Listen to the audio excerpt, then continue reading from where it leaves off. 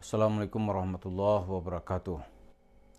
Para pemirsa, selepas Idul Fitri 1445 Hijriah ini kita pikir Yusuf Mansur akan selesai ceritanya.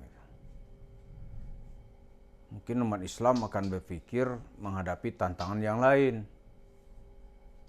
Perkiraan kita ternyata salah. Yusuf Mansur nggak mau selesai. Malah dia ingin mewariskan cara dia memungut sedekah atau memalak masyarakat dengan dalih sedekah ini mau diwariskan kepada putrinya. Bukan kepada keluarga atau pengikut-pengikutnya yang lain. Tapi kemudian kita melihat tantangan umat Islam ini makin besar. Orang nggak mau itu cara-cara begitu tuh akan diwarisi pula gitu. Jadi mana yang bisa kita counter akan kita counter. Mana yang bisa kita jelaskan pasti akan kita jelaskan. Bagi Yusuf Mansur tidak ada istilah apa ya, kalau dalam bahasa kita mungkin malu gitu ya. Dia nggak ada malunya gitu. Mau dibilang orang sinting, mau dibilang narsis, mau dibilang dengan orang dengan kepribadian terbelah, terserah lo, gitu-gitu aja. Paling-paling nanti kemana-mana dia bilang, aneh nggak ridho, aneh nggak ikhlas. Ya kan kalau dia tidak ikhlas, tidak ridho kan bisa mengadu ke Tuhan.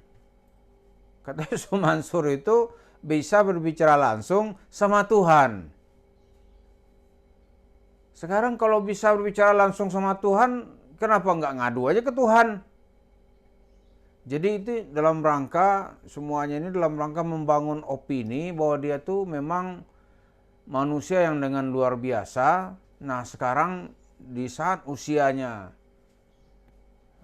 menjelang 50 gitu, dia ingin mewariskan kerajaan sedekahnya ini kepada putrinya. Maka mulailah test case lah ya. Bagaimana respon umat Islam? Apa yang dilakukan oleh Wirda Mansur itu akan orang tolak. Pertama sisi ilmu keagamaan emang ilmunya apa sih? Yang kedua caranya dia itu pasti cara yang salah. Pasti cara yang salah. Pasti dengan jurusan ngaur-ngauran, ugal-ugalan bagaimana mendapatkan uang. Dengan cara mudah, ya orang lain selalu lu anggap penipu kah, mau anggap garong kah, mau anggap rampok kah, yang penting pemasukan uangnya dari cerita sedekah ini tidak boleh terhenti. Ya kan? Apalagi nanti penuh dengan penentangan-penentangan. Sekarang ini paling ada kendala gitu. Karena banyak jemaah masjid juga mulai melihat ini nggak benar cara-caranya nih. Saat Idul Fitri kemarin itu sudah datang salah satu tema yang dibicarakannya itu bagaimana Yusuf Mansur ini seorang pembohong kelas kakap. Karena itu pengurus-pengurus masjid juga pembohong kelas kakap. Dia nggak mau, dia udah tahu dia nggak mungkin gitu. Dia ada kendala gitu.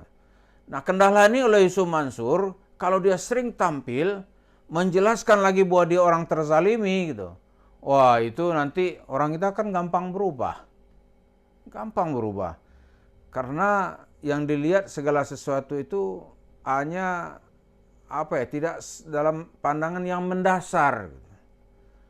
Kalau dari segi pandang mendasar bahwa yang diceritakan tidak ada dasarnya, bertentangan dengan logika, ya mungkin Yusuf Mansur itu bisa kita lihat habis sudah gitu. Tapi kadang-kadang kan pengurus ini atau yang punya majlis taklim gitu, kan ingin menikmati juga popularitas Yusuf Mansur atau langkah ugal-ugal Yusuf Mansur ini yang bersifat materi. Karena itu kadang dia tutup mata gitu. Oleh Yusuf Mansur ini dianggap kondisi objektif. Kondisi yang dimana dia bisa berpijak dan bertengger. Maka ya ceritanya yang muncul tetap cerita halu-halu. Cerita orang-orang dengan kepribadian yang nggak jelas. Kalau bahasa ekstrimnya orang gila gitu. Gila dalam tanda kutip. Ada penyimpangan kepribadian. Jadi dia ingin mewariskan gitu. Orang kalau bukannya mau tobat, ingin mewariskan. Bagaimana cara meraup uang sedekah ini mau diwariskan kepada putrinya.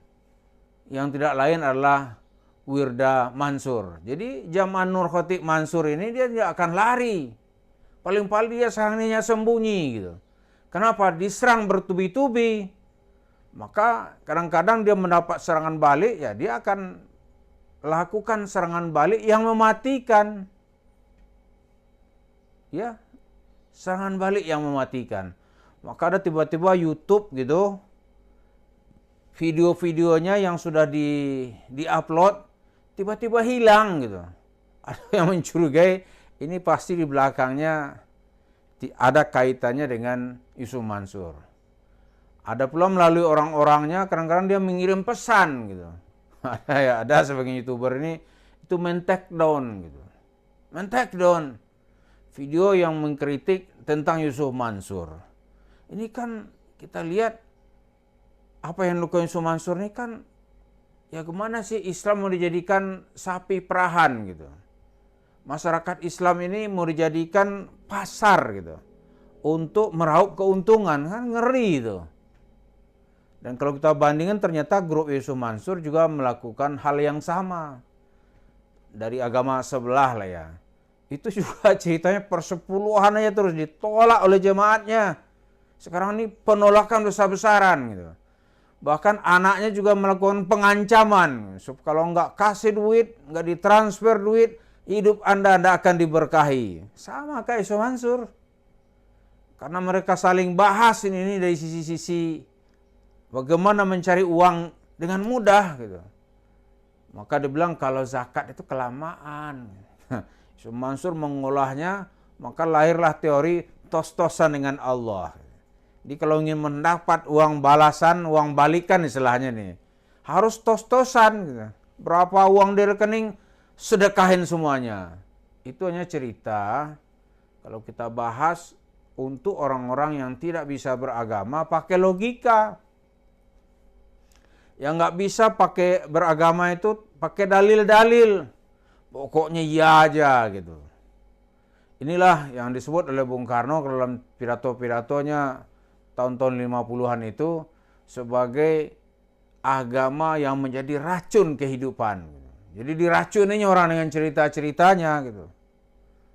Kalau ini terus-terusan dibiarkan, maka Yusuf Mansur ini benar-benar membangun nanti kerajaan sedekah. Dia kaya dengan hasil sedekahnya dan gak peduli itu orang lo mau bergelimpang miskin, dia gak tahu itu. Bagaimana nanti kalau aset-aset negara ini dirampas oleh orang-orang asing gitu. Oh, dia gak ada urusan. Karena tujuan Yusuf Mansur ini mematikan akal orang-orang yang mau mendengarkan ceramahnya, kemudian membuat orang bodoh sehingga tidak mengerti esensi agama ini apa gitu. Nah, dari tengah situasi seperti itu, maka Yusuf Mansur nanti akan sukses membangun kerajaan sedekah. Jadi pasar-pasarnya yang sudah ada ini nanti dilanjutkan oleh anaknya yang bernama Wirda Mansur. Tapi kan masyarakat tidak bisa terus-terusan dibodoh-bodohin gitu. Ada masanya mereka timbul kesadaran, maka terjadilah perlawanan. Sekarang masyarakat nggak percaya itu cerita-cerita, oh mau dibalas oleh Tuhan melalui mulut Yusuf Mansur, nggak ada itu. Pokoknya kalau Yusuf Mansur yang cerita pasti membawa mudarat kepada masyarakatnya. Apa dari mana aja mau diceritakan gitu. Mau pakai ayat, ayatnya salah. Mau segi hukum, hukumnya ngawur. Mau dari sisi apa lagi? Influencer misalnya nih. Wah, itu juga nanti ujung-ujungnya juga nggak jelas. Jadi itulah yang sedang terus dilakukan oleh Yusuf Mansur pasca Idul Fitri ini. Dia bekerja sama dengan ya mungkin pastor atau pendeta, bagaimana saling mendapat manfaat dari cerita-cerita omong kosong yang ingin memberikan kebodohan kepada pendengar atau pengikut atau jemaah-jemaah di masjid-masjid. Mari kita waspada supaya kita tidak terus-terusan kena oleh cerita-cerita sesat Yusuf Mansur. Maka sebagai penutup kita ingin mengutip satu kaidah usul fikih dalam Islam, yaitu mala yudraku kulluh la tutraku kulluh. Segala sesuatu yang tidak bisa kamu dapatkan semuanya, jangan kamu tinggalkan semuanya gitu. Dia yang sudah rugi selama ini, ya sudah, tapi jangan rugi terus-terusan. Kita mencoba membela kehidupan ini sebisa yang bisa kita bela. Kita selamatkan harta kita sebisa yang bisa kita selamatkan. Terima kasih. Assalamualaikum warahmatullahi wabarakatuh.